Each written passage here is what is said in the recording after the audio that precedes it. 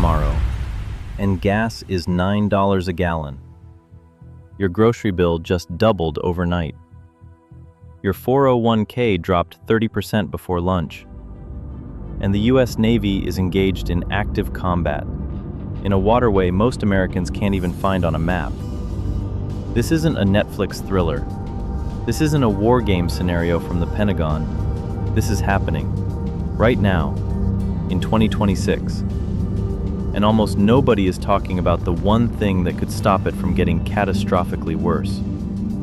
Stay with me, because in the next 10 minutes, I'm going to show you exactly what's at stake, why the world's energy supply is hanging by a thread, and a bold solution that the world's leaders haven't had the courage to try yet. Let me introduce you to the most important 21 miles of water on planet Earth. It's called the Strait of Hormuz. It sits between Iran on one side and Oman and the UAE on the other.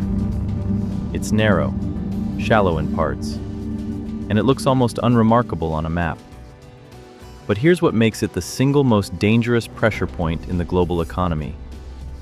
Roughly 20% of the world's entire oil supply passes through this strait.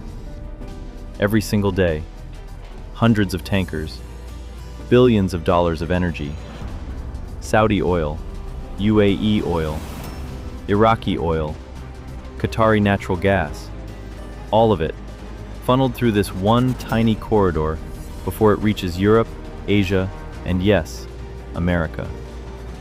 If you've filled up your car this week, there's a very good chance that gasoline traveled through the Strait of Hormuz to get to you.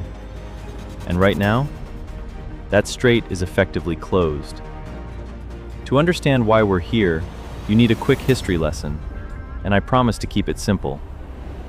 For years, tensions between the United States, Israel, and Iran have been building like pressure inside a volcano.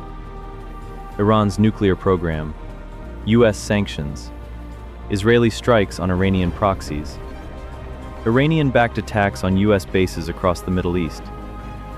Then in 2026, it erupted.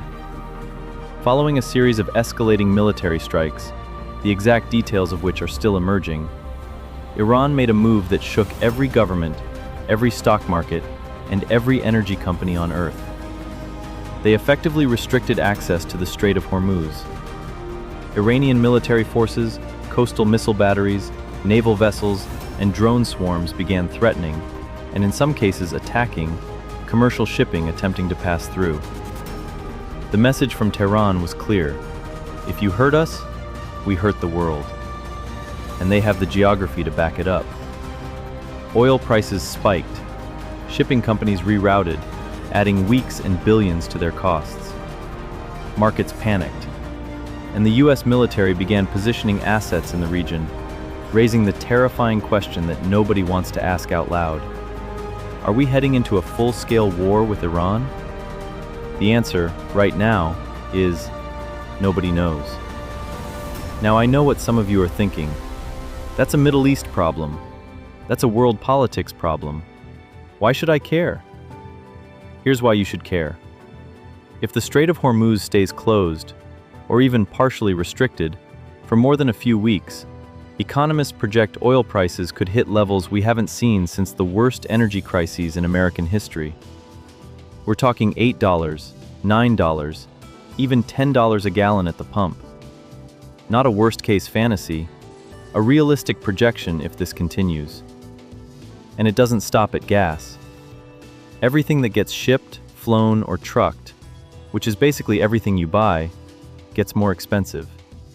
Groceries, medicine, electronics, clothes, building materials.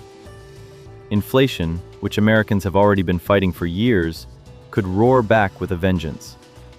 Your retirement savings? Stock markets hate war and energy shocks. The S&P 500 dropped significantly in the days after the crisis deepened. Pension funds, 401s, college savings, all vulnerable. And then there's the human cost.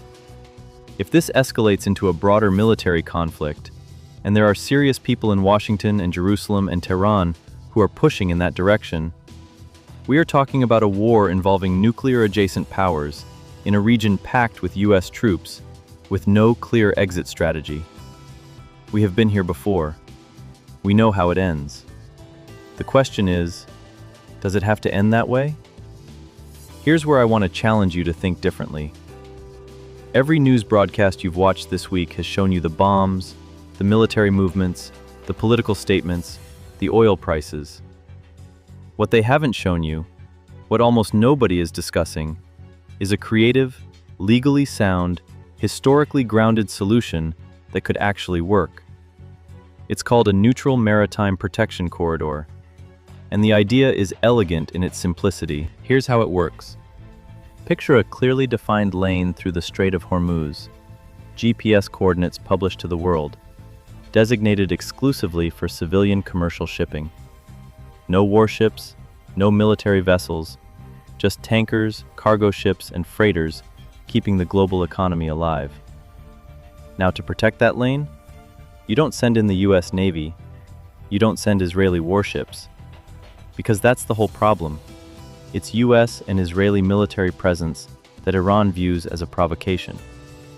Instead, you deploy naval vessels from neutral, non-combatant nations. Think Norway, Japan, Canada, Singapore, New Zealand. Countries with strong maritime traditions, international credibility, and zero stake in the US-Iran-Israel conflict. They sail under a United Nations mandate. Their mission is simple: escort civilian vessels safely. Observe, report, do not engage offensively. Every ship in the corridor broadcasts its position in real time, visible to everyone. Iran, the US, Israel, shipping companies, the whole world. Full transparency, no surprises, no misinterpretations. And critically, all parties, including Iran, the US, and Israel, are asked to formally commit to respecting the corridor's neutrality. This already has a foundation in international law. Under the United Nations Convention on the Law of the Sea, UNCLOS, commercial vessels have a right to innocent passage through international straits. This initiative simply puts a protection mechanism around that existing legal right. Is it perfect? No. Is it easy? Absolutely not. But is it better than the alternative? 1,000 times yes. Now, I'm not naive, and I don't want you to be either. So let's address the hard questions head on. What if Iran refuses? It's a real risk. Iran might see even a neutral corridor as a way for their enemies to keep profiting, while Iran absorbs military and economic pain. But here's the counterpoint. Iran's economy is also strangled by this crisis. They need oil revenues too. A prolonged closure hurts Tehran just as much as Riyadh or Houston. There's a negotiating window here, if anyone is willing to open it. What about enforcement? If a neutral vessel is attacked, who responds? This is genuinely difficult. The corridor would need a clear, pre-agreed escalation protocol. Any attack on a neutral protection vessel would trigger international condemnation and potentially UN Chapter 7 action. The political cost of attacking Norwegian or Japanese ships would be enormous for Iran. What if the US or Israel won't agree either? This is also possible. Powerful factions in both governments may prefer military resolution. But here's the thing. The American public is exhausted by endless wars.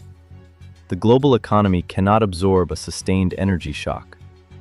Markets, allies, and voters all create pressure toward de-escalation if a credible off-ramp exists. The Hormuz Safe Passage Initiative isn't a magic wand, but it is a structured, serious, legally grounded alternative to a conflict that, if it escalates, has no good ending for anyone.